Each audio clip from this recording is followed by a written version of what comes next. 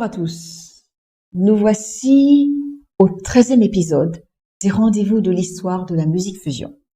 Ce mercredi, comme promis la semaine dernière, nous allons poursuivre notre réflexion sur le thème « Lorsque la musique fusion cherche une ouverture ». Et cette fois-ci, nous avons une success story à vous raconter.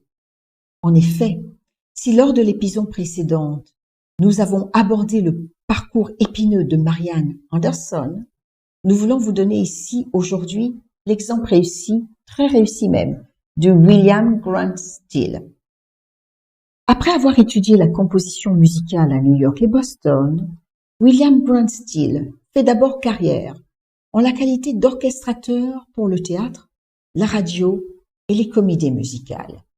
Et puis il ose, il a la force d'oser, il se lance. Il a l'audace de composer une première symphonie, oui, une symphonie classique composée par un afrodescendant en 1930. Son audace est aussitôt récompensée. En 1931, sa composition sous le titre Afro-American Symphony devient la première œuvre d'un afrodescendant à être jouée par un grand orchestre aux États-Unis. Dès lors, William Still continua à faire tomber les murs des préjugés et des clivages dans la sphère de la musique classique. Ainsi, il fut le premier afro-descendant auquel la direction d'un grand orchestre américain fut confiée. Ce fut dans la ville de Los Angeles, en Californie, en 1936. Dans toute son œuvre, William Grant Still fusionne des éléments du langage classique occidental avec des éléments de la tradition musicale afro-américaine. Il reflète ainsi ce qu'il est et porte sa cause.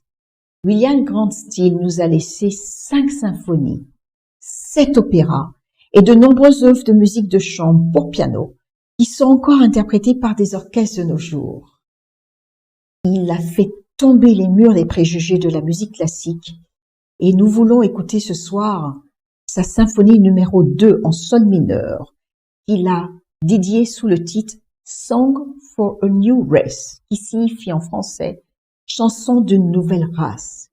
Il créait ainsi la musique classique fusionnée à la musique afro-américaine. La suite au prochain épisode.